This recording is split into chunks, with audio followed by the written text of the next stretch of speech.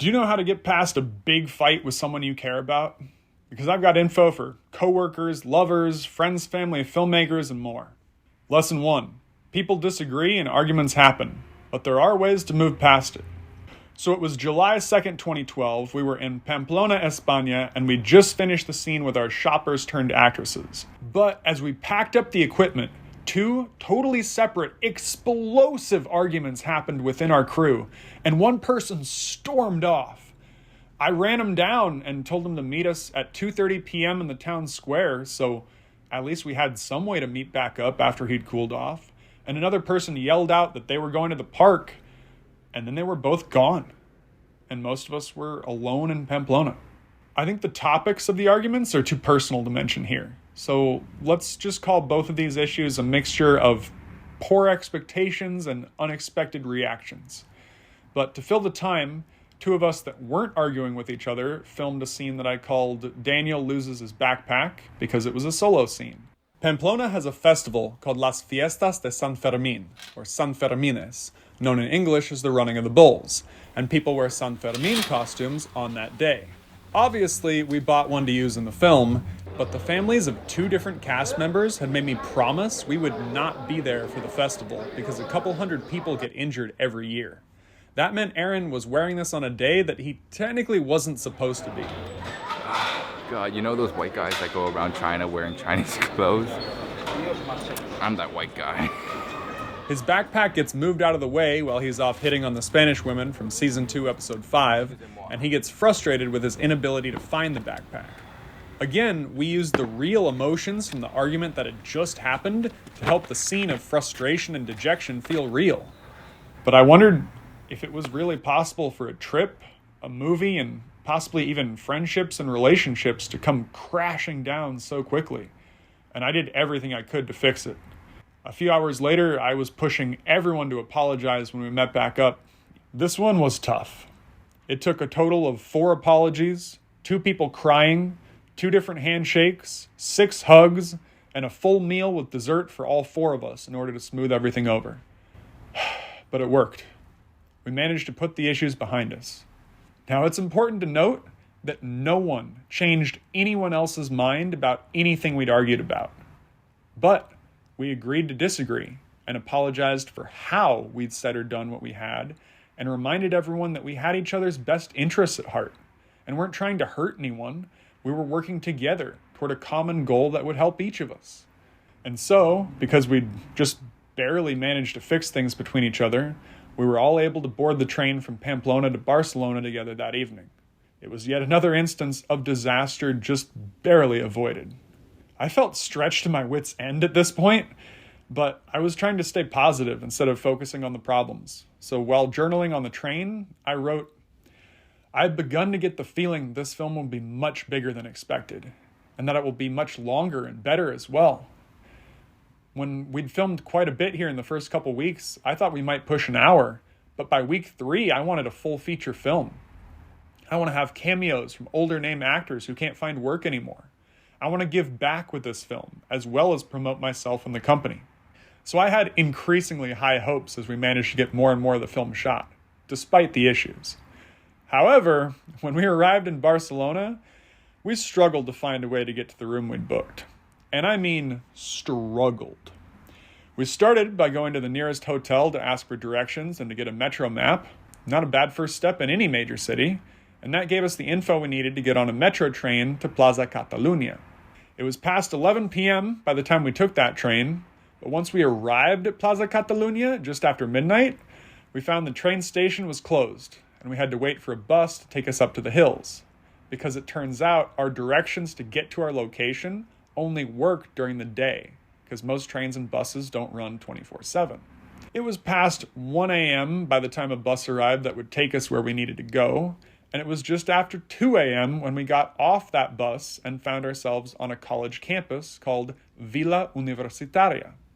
This university rented dorm rooms over the summer to make a little extra money when school wasn't in session, which was great for us. So we walked up to the 3rd floor and found our dorm apartment with 2 bedrooms, 4 beds, and a kitchen with a stove, plates, and silverware. There was a kitchen island. Somebody's been here. That's what I... Oh my god, after sleeping in tents for 4 days, this is the best place I've ever seen. An attached living room, and a private bathroom, all for 19 euros per night. It was amazing. Way better than any dorm room I ever saw in the United States. And we sure needed those amenities. I bought and made ramen that night, and we didn't manage to get to sleep until around 4 a.m. But we hadn't slept that well since MA about a week prior. We all woke up around noon on July 3rd because we'd been up so late, and we stumbled down to the market below the dorms and bought some bread and juice and started to recover our sense of normalcy for a bit since this was such a good home base. We managed to get on that train that hadn't been running the night before and got back to the city much more easily than we'd gotten out there. But because we hadn't had access to good showers or a kitchen in so long, we didn't even get to Barcelona until 6 p.m. that day. And even then, we decided to take a bus tour instead of walking around the city because our feet hurt that much and we were just physically exhausted. Our 2-hour guided bus tour was boring enough that Aaron slept through it, and I realized that the Barcelona establishing footage had no choice but to be stylized by being from the bus, moving shots taken high up in the middle of the street. So I tried to embrace that and thought that would both add variety and also reflect the speed and bustle of this city, which seemed to operate with an energy I'd never seen before and wouldn't see again until I visited Las Vegas, Nevada. However, our bus didn't seem to visit some of the main tourist attractions, so I wasn't sure if there was like a better bus tour option than the one we'd gotten that we didn't know about. But either way, we returned to Vila Universitaria and walked down below the dorms to what in Spanish is called a supermercado, and in Catalan is called, instead of a supermarket, a supermercat. Very similar. We bought some groceries and an $8 bottle of red wine, which allowed us to make homemade vegetable fried rice with peas, carrots, onions, and rice flavored with chicken stock, cayenne pepper. We tried to be a little fancy that night. So, Colin had red wine with the meal, Selena and I each had orange juice, and Aaron mixed the red wine with orange Fanta as his drink of choice that evening, which Colin called a crime against humanity. But during the meal, we talked about what we'd shoot the next day. And it came up that more than one of us wanted to go out that night. So we decided to begin production at 10 a.m. the next morning, figuring even if we were out until 4 a.m. that night, we'd still have 6 hours of sleep before starting the day. Best laid plans of mice and men, am I right? I think you can tell where this is headed. Story time. There was a large full moon that night, and multiple studies show there is very little correlation between increased crime rates and craziness in the full moon, and even less evidence of causation. However, almost every emergency responder and hospital staff member that I've met has said the exact opposite when asked, and was able to give personal examples. And that lines up with my experience as well, so to be honest, I'm not sure what to believe. But either way, the only night of the full moon on the Carpe Diem trip was one of the craziest nights, because we decided to go out clubbing in Barcelona, and around midnight ended up at a hostel that was throwing a foam party with foam cannons. Now, as you know from previous hostel stories, one of us had been laying more international pipe than Halliburton, but another one of us hadn't really interacted with anyone yet. But that night was different. It was a wild night of drinks and shots, and he danced and grinded with 2 different strangers. We all shuffled the party rock anthem, and really felt like part of the party instead of an outside observer. One of us even got to go up to the 2nd floor and use one of the foam cannons to spray the crowd below. The energy in that kind of an environment is unreal, and the fact that people have rooms and beds in the same building as the party only added to that. But I think I've told enough hostel stories. For now. But this was also foreshadowing, because this was the first time I'd seen or heard about a foam party. This was a brand new concept to me because it was a significantly more adult type of party than I'd been to in the past. Anytime board shorts and bikinis are the dress code for a club, things can get a little wild. Once I got to college, I'd both promote and attend more than one foam party, but this gave me my first taste of what those kind of events would be like. But again, I think it's worth noting, at 19, 18, 18, and 17, 3 men and 1 woman, we never had a hard time getting into a bar or club in mainland Europe.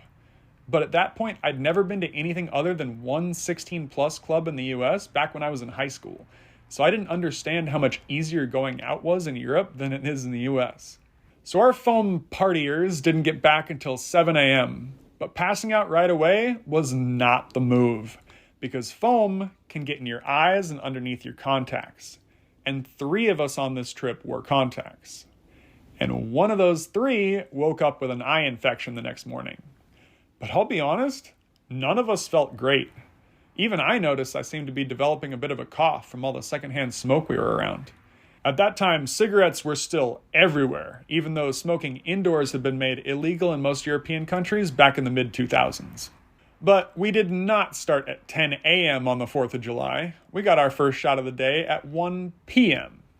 Felt a little weird to spend our first 4th of July in a country that didn't celebrate it, but we started our production that day with what I called Scene Jack is Scarred, about his nude beach experience, based on the broken expectation that a nude beach would be filled with hot women instead of grandparents, little kids, and creeps. I've seen things that no man should see. There are things in this world so horrible they defy comprehension, man. There was no joy, there was no, tenderness. It was just wrinkly.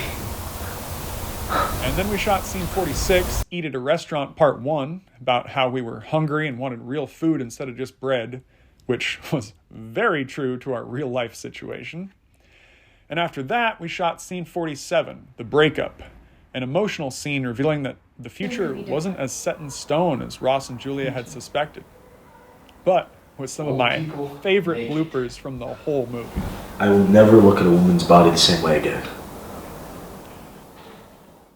Come on. Eric, I can hold it together. Eric was looking at that. We got all 3 scenes done around 5:30 p.m., but a lot of it was really important and needed to be well acted, so I was perfectly fine spending a good amount of time that day on those scenes. However, we still had 4 scenes left to shoot in Barcelona, so I got a little worried about shooting it all in time, especially because one of our cast felt sick that evening. We cooked sausage links in a browned onion and garlic paprika sauce with a side of pan-fried garlic salted potato slices, and even got an Oreo cake from the supermercado downstairs for dessert. So we had hearty food at least, but to get a feeling for how our energy levels were, we'd pre-ordered 4 tickets to a club that night, and all 4 of us decided to stay in and sleep rather than go out and do what we'd already paid for. But that brings us to a very important lesson. Health is more important than anything. It was hot as hell on the morning of July 5th, so we had to start that day by booking a room at a hotel that had AC, which at least allowed the sick people to sleep a little better. And then we also had to go to a farmacia, or pharmacy, to get eye drops for one of us to fight the eye infection, and ibuprofen to help the other fight the pain that went along with being sick. And they both seemed to visibly improve after using the medicine. So we decided to take a tram to the beach. The Nude Beach! And we filmed the Nude Beach scene, which was only difficult because we kept laughing and making jokes. Oh my god, I look naked. We wanted to make sure the audience wasn't sure whether Daniel was actually naked or not when they saw the movie, and we got some looks for shooting it the way we did, but no one really cared what we were doing. Because I guess it was legal to be naked there if you wanted, just not many people did it. This whole damn beach, I'm the only hairy guy. Since everyone else isn't naked, feels pretty lonely. I'm getting stares from people. They're just jealous. I know, they should be. Yeah, they Oh, where'd my mount go? It's actually pretty comfortable because I made myself a pillow. I want to be clothed. I want to wear pants. Anyways, yeah, I need to go work on my tan. Walk, land, pants down, Forgot about the pants. hands on hips. Look at these titties. Got some titties. Ready? Roll it. 3, 2, 1.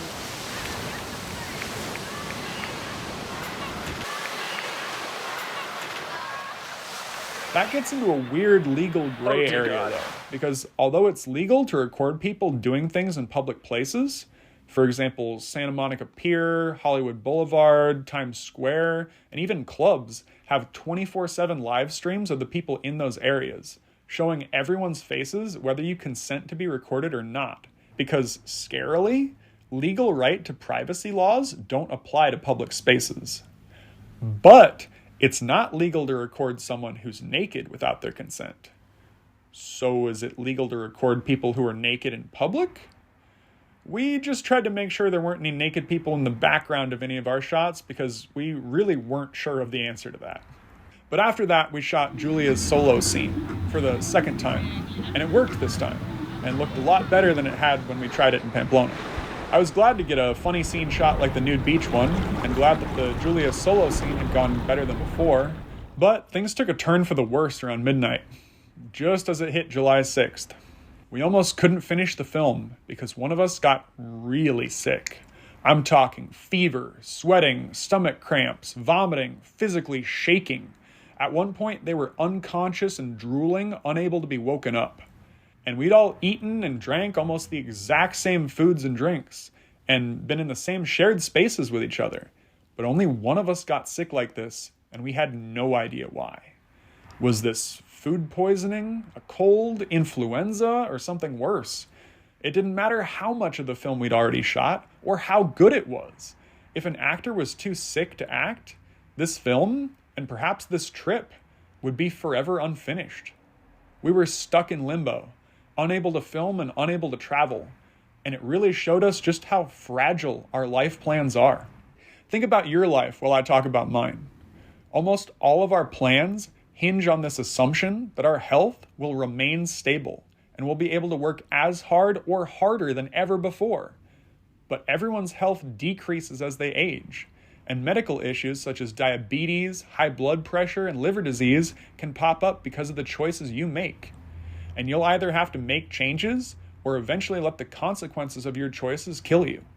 Health problems will snowball if left untreated, and that's why preventative healthcare is ideal if possible, even though it's rare in the US, because people quickly enter a downward spiral after their health deteriorates past a certain point. So it's important to catch things quickly in order to mitigate the damage done. For example, is it easier to work to lower your blood pressure or to recover after a heart attack or a stroke? In my opinion, one of the few things worse than death is a lifetime of sickness that you gave yourself. So stay vigilant, even towards your own body. But also remember that medical problems can be genetic too, or environmental, so they aren't always your fault. Now, we didn't get in trouble for this because the person got better. We could buy cheap medication in France without health insurance, and somehow they didn't infect anyone else with whatever it is they had. Luckily, we were able to continue the film and life went on. However, a lot of American employees get replaced if they're out sick for too long. And that's one of the scariest things about having health insurance tied to your job. For example, if you're a driver for a large production, say a concert, and you're injured in a car accident, off job, 2 weeks before the concert, you know you'll be replaced. Someone else will do that work when the concert happens. You're not eligible for workers' compensation because you weren't injured at work or because of work.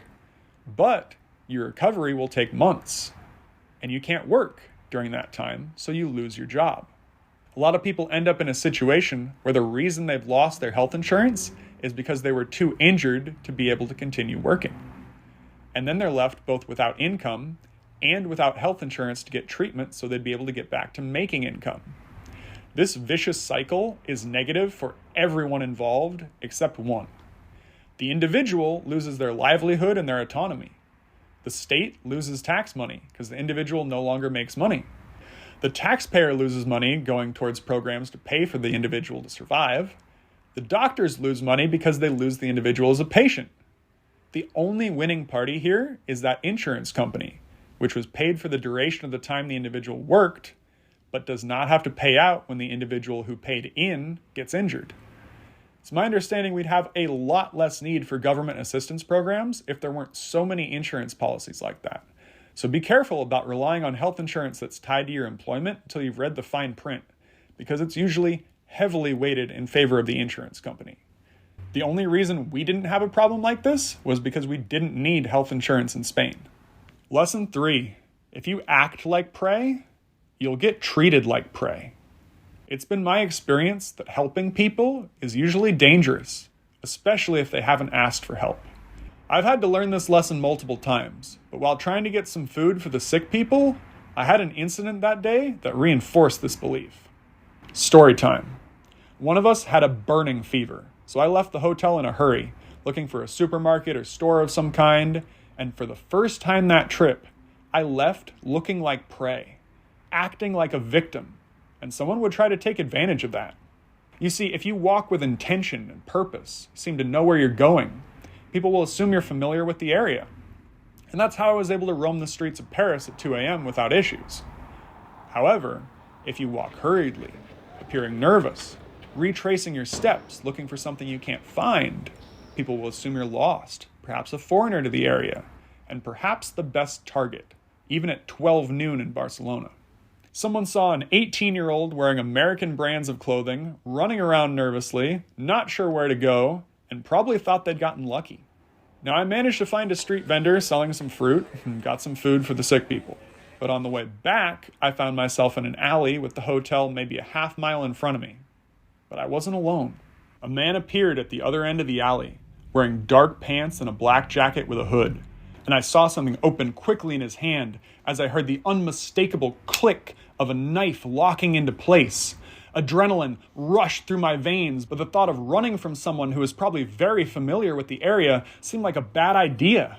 I was already breathing heavy. I could easily have been cornered in a dead end or corralled into wherever he wanted me to go. Instead, I rolled the dice and probably did the last thing he expected, something that broke his expectation of me being prey. I pulled a knife from my own pocket, the one I'd used to whittle back in Pamplona, but suddenly I remembered we'd also used it to cut a pineapple. Had I cleaned it well enough that it would open? With a hope and a prayer, I did the same flick and click into place motion that he had done, and I really had to push, but it released, and he heard the same threatening click that I had. Neither of us moved for what felt like the longest moment in my life, and I breathed heavily as adrenaline rushed through my veins while I gripped the knife. But then he just turned around and disappeared back into the streets of the city. People go after tourists because they're usually unarmed, don't know where to go, don't know anyone around. But most people, even muggers, don't want to get into an unnecessary knife fight because almost everyone walks away bloody from a knife fight, if anyone walks away at all. And that's a risk they just don't need to take. So I took a long, deep breath, glad that my gamble had paid off, and I hurried back to the hotel room with the food for the sick people. To be honest, I just sat there on the edge of the bed for a minute, happy to be alive, contemplating what had happened, and then I told the others. I felt shaken, but not stirred, because nothing had actually happened. It was just unnerving how close things had gotten.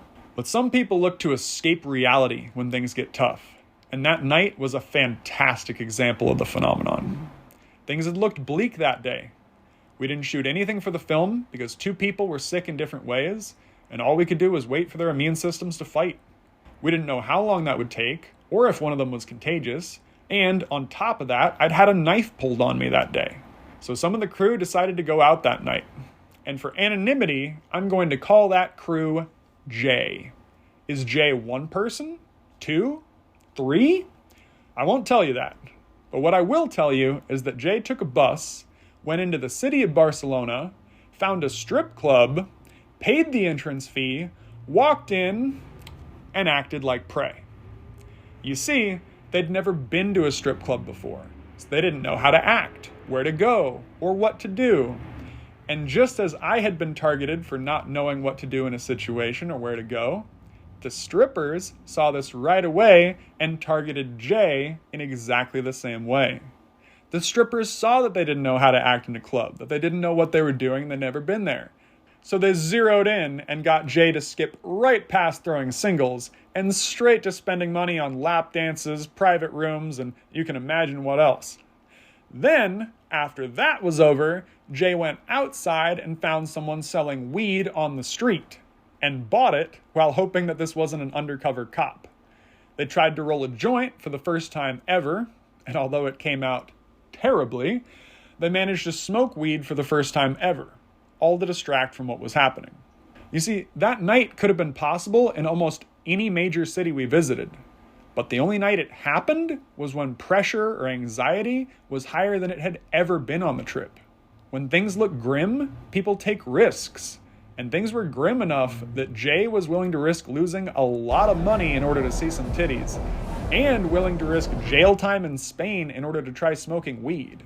To add insult to injury, this weed was so bad that a seed got rolled up in the joint. And although the Puff Puff Pass managed to get back to the roller of the joint, who took a second drag, the seed then exploded, which caught the rolling paper on fire, almost burned their eyebrows off, and scared the shit out of anyone nearby. So, you know, they threw it on the ground, stamped it out quickly, and decided it was about time to head back. The next morning, July 7th, we were somehow able to power through the sickness and make it to the Barcelona train station, which wraps up our time in Spain, so you have to tune in next week to find out how we accidentally became international drug smugglers in the French Riviera. And action. I'm sorry.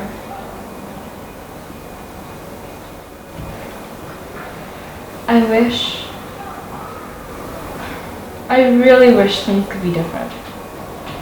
Me too. Old people, naked. You may never look at a woman's body the same way.